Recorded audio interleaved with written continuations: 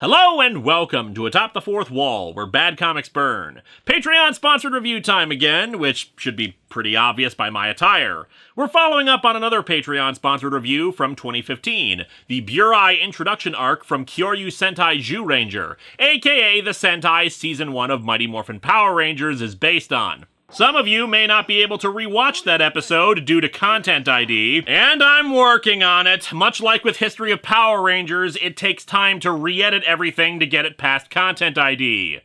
And also like History of Power Rangers, I need to do it multiple times before it sticks. So here's a quick rundown. A bunch of warriors from the past were revived in then modern times to fight an evil witch using powers based on ancient animals, with their Zords actually forming a living giant robot who would sometimes get pissy with them. That particular arc dealt with the awakening of Burai, the Green Ranger, who had been sealed away 170 million years ago. He's freed thanks to a fairy in tiny shorts, but his grandfather, who, along with the Zyurangers' mentor Barza, tried to mow him down with guns because Japan. Burai's a bit of a dick though, wanting to destroy the Zyurangers for convoluted reasons, even though he's the brother of Geki, the Red Ranger. He briefly joins forces with the witch Bandora, although sadly does not join in with her jam sessions, before attempting to betray her so he can take over the Earth himself. Instead, he's sent to Earth and meets up with Toshio the White here, who forces him into an alternate dimension wherein he will live.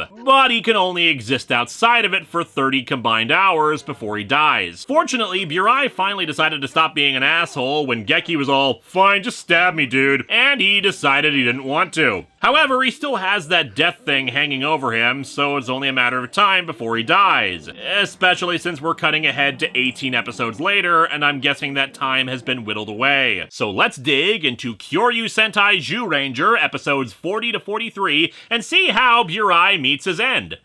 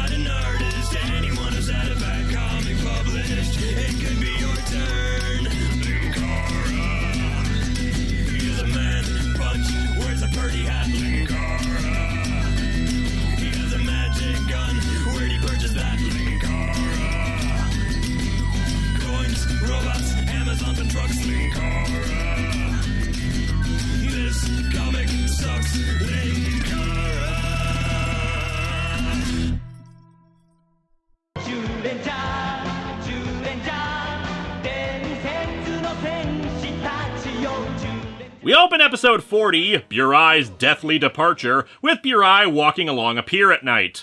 This is where Burai first dons the hockey mask. Actually, a rickshaw comes along to pick him up.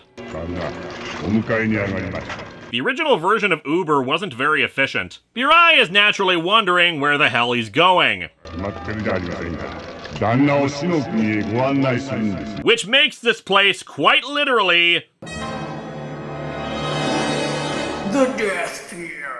Naturally, this is a dream, and he's still inside his little death dimension thingy, and we learn that he only has 4 hours outside of it left. The other Rangers are playing around in a park, and you know, for all the flack we give Power Rangers for their team members wearing their color all the time, the Zyurangers wear the exact same clothes every single day, and they look a lot more elaborate. Even Megaforce, with their single outfit for both seasons, at least looked like something comfortable. Geki goes off to get a ball for some kids, but he has to deal with another kid with a ball. The littlest Klansman himself, Clotho. Oh great, now Geki only has 30 hours to live. Why is this kid such an asshole? I guess in the intermediate time they've learned the details of all this, but he informs them that the next time Burai leaves the room, he's not going to be able to return and will die. Also, I guess I was wrong with all those other nicknames. This kid is actually the Flying Nun. Clotho doesn't tell them why he can't go back in the room, so they head back to their base to discuss it. Barza's been doing research in the meantime to try to figure out more, but it hasn't borne fruit. Their solution? More research! What's funny is, I don't know if it would have helped or hampered their efforts if Google had existed at this point. そして一同の脳裏にブライが復活し、今日まで一緒に戦ってきた日々のことが。 Oh great, even Sentai has season requisite clip shows. And indeed, this seems to be a clip show. First we get a quick highlight reel of the original arc, a few other episodes, including Burai rescuing a baby that Bandora suddenly makes appear in the middle of the air, then a series of clips from episodes from before Burai joined up. Of course, this actually might be one of those cases where I am the perfect audience for this, since I only watch the episodes relevant to the reviews. All these other clips are completely new to me. Bandora, apparently also knowing about this, is elated about there only being 4 hours of life left. Wow, and I thought the Tommy warship in Power Rangers could be bad. 1 out of 6 of them accounts for half their power. She unleashes Dora Gansaku, Gansaku meaning fake in Japanese, since it has the ability to cast an illusion that makes it look like other things, in this case, the Dragon Caesar. I'd say the name is a bit too literal, but for Power Rangers, they didn't even give this guy a pun name or anything, it's just Cyclops. And admittedly, they had plenty of other lazy monster names, but damn it, this season also gave us Sacadillo and Oysterizer. Burai has the dream again, only this time they pass a boy waiting sadly on a bench. Man, the grim rickshaw driver's a real jerk. There's room for 2! Moving on to our next episode, Blaze Burai, with 2 exclamation points, because this is intense enough for 2, but not enough for 3. We recap what happened before. ブライは不思議な夢を見た。 There were no breezes that night. So strange. With the stock footage destruction in full force, the Rangers summon Daijuzen and engage what they think is Dragon Caesar. They don't want to summon Burai to help out of fear he won't be able to go back to the Timeless Room, though Burai can still hear what's going on. Bandora, meanwhile, explains that her actual plan is to find the location of the Timeless Room once Burai brings out the Dragon Dagger. And indeed, her scrying or whatever this is seems to work once he leaves the room to help the team. Actually, he plays a different tune than we'd ever hear in Power Rangers. Which makes sense. It's hard to imagine controlling the thing using the same tune every single time. I mean, how does it know the difference between destroy buildings and go back to the sea otherwise? Of course, since it's not the real thing, he ends up summoning the real one and revealing the disguise. I'd gloat some more, but it's actually really hard to keep pedaling this thing to stay afloat. After she reveals her plan, Burai quickly retreats to the Timeless Room to defend it, but Bandora gets there first and starts wrecking the place. We actually get something we never got in Power Rangers, a Ranger openly fighting Rita. Obviously they couldn't use the footage, but damn if it isn't cool after so many years to see her more engaged in direct combat and remind us that she's powerful. Although it's also an indication that Clotho really has crappy security set up for this place. Can't afford anything better because he sunk all his money into bleaching his clothes every hour. Wait, Clotho knew this was gonna happen. Why not give an actual warning to them? Was he actually in on it and just wanted the insurance money? So yeah, he only has 4 hours left to live, and he passes out, meaning he's probably gonna lose some more of that. Having the dream again, Burai soon wakes up only a short time later and decides he needs to find the boy in his dream. It's a good thing Japan is such a small place because he finds him like instantly. Kid named Koda. Koda says he feels fine, but is actually a big fan of the Zyurangers, so Burai summons Dragon Caesar, which proceeds to stomp on him and ends up causing the death he wanted to prevent. Good job, Burai! Okay, Burai, you realize that my arms are only like this, right? Barza finally locates something to help Burai, a sacred elixir that can grant life. They need to perform a prayer in order to reach the pond where the elixir is. Please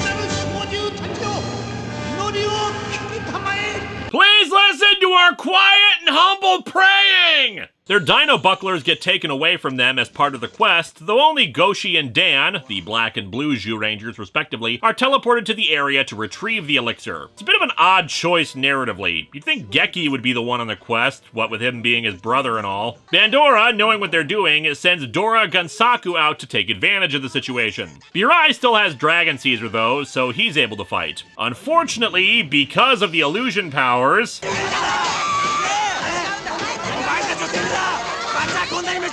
Honestly, it's kinda surprising this doesn't happen more often. In the ensuing battle, rubble falls on Kota and severely injures him. Yeah, move his spine around more, Burai. I'm sure that'll snap everything back into place. This brings us to our next episode. Burai dies. I got a feeling Burai's gonna be just fine, guys. Kota is brought to a hospital, and he's not in great shape. Burai gives him his coin to try to comfort him.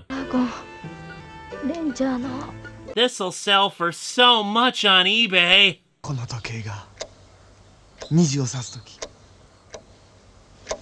俺は死ぬ Probably shouldn't have taken such a long lunch. Burai tells Geki about his dream and seeing Kota during it too. 生きてるうちに何かしておきたいんだ We're off to Tokyo Disneyland! After a bit of a breakdown, Geki tells Burai about the quest to retrieve the elixir. Boy, are they going to be surprised when it turns out that clock wasn't reset for daylight savings time. Goshi and Dan arrive at the sacred fountain where the elixir is kept, but the statue in the middle of it comes to life and attacks. Burai actually goes inside of Dragon Caesar to pilot it. That hour he has left quickly starts running out. Like, it goes from 45 minutes to 50 to 55 in less than a minute of actual screen time. Space is warped and time is bendable. Geki finally has enough and yells at the guardian beasts. 命を救うために地球を守るためにそんなのにまだ俺たちを試すつもりか He's got a point. You'd think after 40 plus episodes, they'd get the idea that you should help the good guys save the planet. Although then again, he's the one who kept insisting they had to kill Burai and got proven wrong, so maybe he's just bitter. It's a convincing enough argument for Daijuzin, who finally gives them back their dino bucklers and arrives to help in the fight. They even summon the Japanese version of Titanus. I know I could just look up the name, but sorry, I already know Titanus is a cooler name. And form Ultimate Daijuzin to destroy Dora Gansaku. Time runs out and Burai disappears. Back with Goshi and Dan, the statue transforms into the Lady of the Lake. You'll have to get a new one from the store. She even transforms into Clotho, who explains that his death was preordained. He's already died and been resurrected once. Oh great, now they need to go into space and get the Namekian dino bucklers to resurrect him. Still, the goddess, or whoever this lady is, gives them the sacred Aquafina so they can save Kota's life. The others find Burai on a beach, barely alive, to say his farewell. 幸せだった But now, you're sitting on my arm! He also expresses his desire for Kota to get the elixir, and then for some reason they both morph so that Burai can pass on the shield and dragon dagger to him. 地球を守り子供たちを守ってくれ The final guardian beast they employ is Gamera, and thus Burai is dead. However, our policy is not to award severance in these cases. Burai's body vanishes, as does Clotho. Well, glad I could be of help, Rangers. Bye! Kota is given the elixir and he recovers. Someone stole my coin! I'm gonna sue this hospital! The episode ends with Burai on the rickshaw, happy to see Kota not there anymore, while Geki mourns.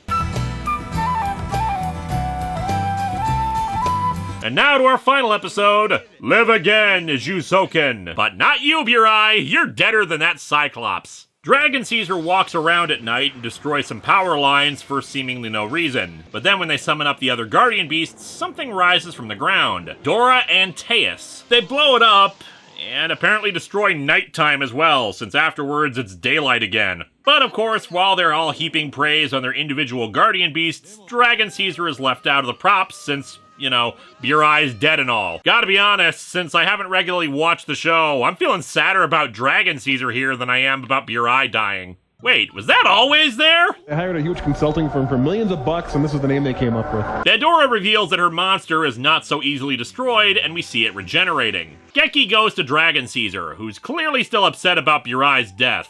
これからはこの俺と一緒だ兄さんのことなんかもう忘れるんだ I'm not a psychologist, but maybe telling Mechagodzilla to forget about his best friend is a really stupid, dickhead move, and you're a terrible brother, Geki! I mean, for crying out loud, for all the mourning at the end of the last episode, you guys seem to be shrugging off this death pretty easily in this episode. Pandora casts a spell that captures Dragon Caesar while the monster goes on the attack again, which kind of raises the question of why the hell she doesn't do that more often. Dora Antaeus has the ability to absorb their attacks into itself and then reform stronger, manifesting as thorns on its stomach and leading to its dreaded Hug of Doom. They temporarily take out the monster with their finishing move, but it quickly regenerates. Dragon Caesar finally comes in despite the restraints. I'm sorry, the subtitles must be off about your name. It's not Dan, it's Dick. Recognizing that Dragon Caesar has been restrained and that Antaeus' weakness is its heart,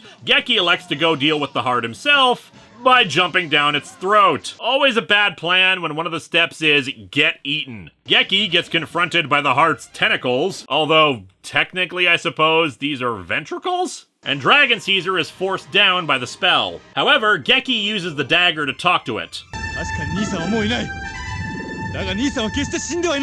We just sent him to a farm where he'd be happier! I think the translation here is doing things a bit of a disservice. His point is that Burai lives on in their hearts, but the dude's still dead. It'd be better to phrase it as, he may be gone, not suggesting that the guy we just spent a good chunk of episodes talking about is impending, and then actual death isn't dead. Summoning the shield, Geki is able to break free, and, in turn, allows Dragon Caesar to break through the spell. Geki destroys the heart, despite it shooting lasers at him. This is what a heart attack actually looks like. And that allows our heroes to combine together and blow Antaeus up. And so our episodes end with the Zyurangers giving Dragon Caesar his much-deserved props, with Dragon Caesar just kind of staring down at them as if it was considering whether it should eat them. These episodes are good, but I have some minor nitpicks. Like I said, I feel after his death we should be seeing the other Zyurangers still be mourning Burai a bit. Maybe seeing a few different reactions to all of this and how they're processing the loss of one of their own. It'd make Geki's little speech at the end resonate more. As for Burai's death, it's pretty well handled,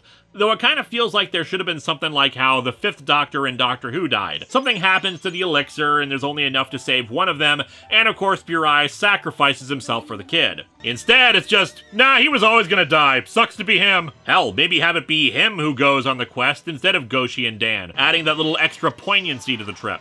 Still, they're not bad, and Burai ended as a hero, helping to save the day. Pity there are probably a lot of other people who died during that attack, so that's a bummer. Next time, we put an end to a recurring series on this show that quite a few people have been asking about. It's time for more terrible retcons for Spider-Man, with the final issue of Trouble.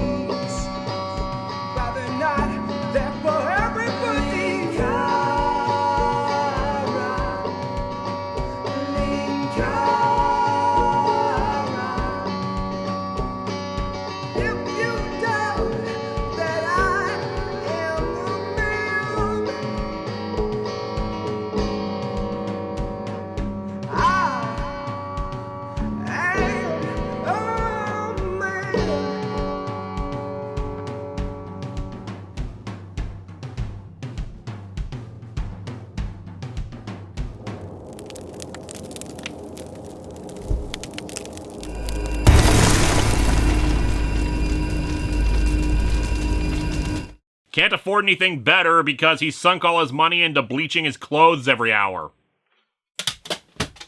Starfire knocking down the Morpher. Now that's a metaphor for Burai if ever I've seen one. Hello, my friends. Please be sure to like this video, subscribe, hit the bell, and share it with others. And if you get a chance, maybe check out my Patreon.